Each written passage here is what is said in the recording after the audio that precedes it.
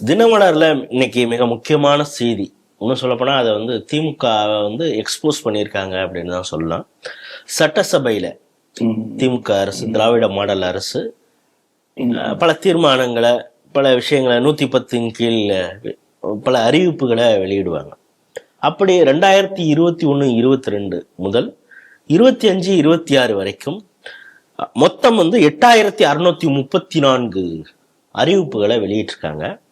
அதில் அரசாணை பிளஸ் அமுல்படுத்தக்கூடிய வகையில் இருக்கிறதுங்கிறது 4516, அரசாணை வெளியிட்டு பணியை துவங்கப்பட்ட விஷயங்கள்னு பார்த்தா 3455, மத்திய அரசு அனுமதி அளிக்காதது பிளஸ் நிலுவையில் இருக்கிறதுங்கிறது 26, கைவிடப்பட்டவை அறிவிச்சிருக்காங்க, கைவிட்டுட்டாங்க அப்படின்னா 256, நிலுவை ஒரு 381 அறிவிப்புகள் நிலுவையில் இருக்கு. இந்த எக்ஸ்போஸை எப்படி பார்க்குறீங்க? ஒரு நாட்டின் ஜனநாயகத்தை கட்டி காப்பாற்றக்கூடிய தூண்களில் ஒன்று பத்திரிகை, மீடியா என்று சொல்லுவாங்க. அந்த பத்திரிகையுடைய கடமையை சரியாக செய்து இருக்கக்கூடிய தினமலருக்கு முதல் நம்முடைய பாராட்டுகளை தெரிவிக்கிறோம். ஏன்னா தினமலரை தவிர வேற எந்த பத்திரிகை நாளிதழிலும் இந்த செய்தி வரவில்லை, வரப்போவதும் இல்லை. ஆகவே தினமலருக்கு முதல்ல ஒரு இல்லை நமக்கு வெளியே தெரிஞ்சிருக்காது. நம்முடைய நன்றிகள், பாராட்டுதல்கள். இப்ப பாருங்க, 256 அறிவிப்புகள், அதாவது சட்டசபையில் அங்க அறிவிச்சிருக்காங்க. அப்படி அறிவித்தவைகள் இப்ப கைவிடப்படுகின்றன, செய்ய முடியாது. நம்ம என்ன பார்க்கணும்னா, ஒரு அரசியல் அறிவிப்புக்கும் அரசாங்க அறிவிப்புக்கும் நிறைய வித்தியாசம் இருக்கு. இப்ப அரசியல் அறிவிப்புனா பாருங்க, தேர்தல் வாக்குறுதி, தேர்தல் ஜெயிக்கணுங்கிறதுக்காக ஏதோ ஒண்ணு பிரிண்ட் பண்ணுவாங்க. அது அதுலயே நிறைய நூற்றுக்கணக்கில் பண்ணலாம்னு சொல்லிட்டு அதிமுக ஒரு பக்கம் விழாவாரியா சொல்றாங்க, கம்யூனிஸ்ட் கட்சி சொல்லியிருக்காங்க தோழமை சுட்டுதலா, ஆமா, பாஜகவும் சொல்லியிருக்கிறது, கச்சத்தீவு நிறைய இருக்கும். அந்த நேரத்தை மக்களை உசுப்பேற்றி விடுவதற்காக சொல்றது. நீட் விளக்கு அதான் முதல் கையெழுத்து, நீட் ரகசியம். ஏன்னா திமுக ஆட்சியை பிடிக்க ஆரம்பித்த முதல் நாள்ல இருந்தே இந்த சர்க்கல் தேர்தல் வாக்குறுதியில 3 படி அரிசி, ரூபாய்க்கு 3 படி அரிசி கொடுக்க முடியாது என்று தெரிந்தும் மக்களை ஏமாற்றி ஓட்டு வாங்குவதற்காக சொல்லப்பட்ட தேர்தல் வாக்குறுதி அது. இப்ப இங்க பாத்தீங்கன்னா மகளிர், இப்ப ரீசெண்டா மகளிர் உரிமை தொகை, முதல்ல மகளிர் உரிமை தொகை எல்லா மகளிருக்கும், அப்புறம் தகுதி வாய்ந்த மகளிருக்கு, குடும்ப தலைவி, ஆமா குடும்ப தலைவிகளுக்கு. இப்ப நீட் தேர்வுக்கு தகுதி கிடையாது, நீட் தேர்வுக்கு தகுதி கொடுக்க கூடாது.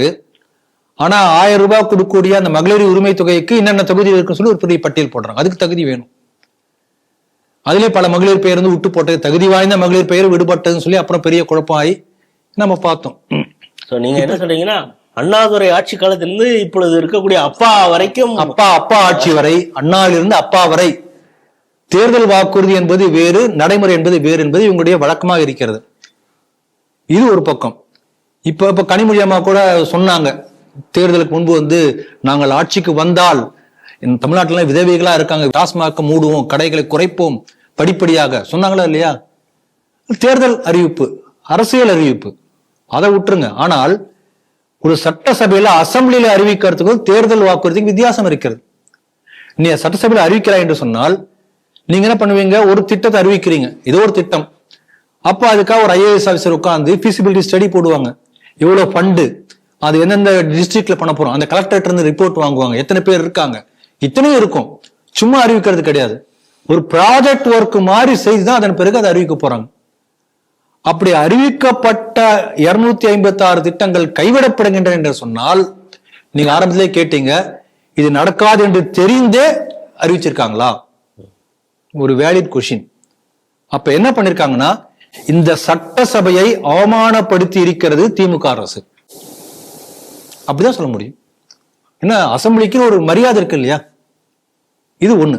ரெண்டாவது, திட்டமிட்டு மக்களை ஏமாற்றி இருக்கிறது திமுக அரசு. ஏன்னா தினமலர்ல இந்த 256 அறிவிப்புகள் இதுவரை செய்ய முடியல, இனிமேல் செய்ய மாட்டோம் என்று கைவிரித்திருக்கிறார்கள் என்ற செய்தி வராவிட்டால் நாம என்ன நினைச்சிருப்போம், எல்லாருமே அந்த 256 அறிவிச்சிருக்காங்க சட்டசபையில, அது ரிப்போர்ட், ஃபீசிபிலிட்டி ரிப்போர்ட் போட்டு IAS ஆபீசர்லாம் அதுக்கு அசைன் பண்ணி அதுக்கு ஒரு டீம் உட்காந்து வேலை பண்ணி அறிவிச்சிருக்காங்கன்னா அதுக்கு ஃபண்ட் அலோகேஷன் எல்லாமே இருக்கும் இல்லையா? அந்த ஃபண்ட் எங்க இருந்து ப்ரொக்யூர் பண்றது, அதுக்கான காலக்கெடு என்ன, first phase, second phase, third phase, இத்தனையும் போட்ட பிறகு அனௌன்ஸ் பண்ண முடியும். சும்மா சொல்ல போறது இல்ல. அப்ப இதை அறிவித்து நடந்திருக்கின்றதை நம்ம ஆரம்பிச்சிருக்கோம் அப்படின்னு நினைச்சிருப்போம் நாம இல்லையா? அப்ப மக்களை அறிவிப்பை சொல்லி ஏமாற்றி இருக்கிறது திமுக அரசு. அதான் அந்த செய்தி நம்ம தெரிஞ்சுக்கலாம். அதனால இப்படிப்பட்ட ஏமாற்று வேலைக்கு உடந்தையாக இந்த IAS அதிகாரிகள் இருந்திருக்கிறார்கள். அரசியல் அதிகாரிகளுடைய ஏமாற்று பித்தலாட்டத்துக்கு IAS அதிகாரிகள் உடந்தையாக இருந்திருக்கிறார்களா என்பது நம்முடைய கேள்வி. அதனால இந்த சம்பந்தப்பட்ட அரசியல் அதிகாரிகள் மீது தக்க நடவடிக்கை எடுக்கணும். அது எடுக்க போறதில்ல.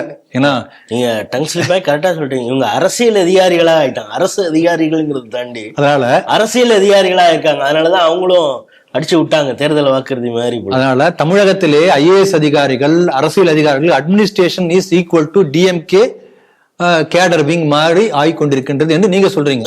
அதுதான் உண்மையா இருக்கும்னு நினைக்கிறேன். அதனால இன்றைக்கு இது இவ்வளவு முக்கியமான ஒரு விஷயம் பாருங்க.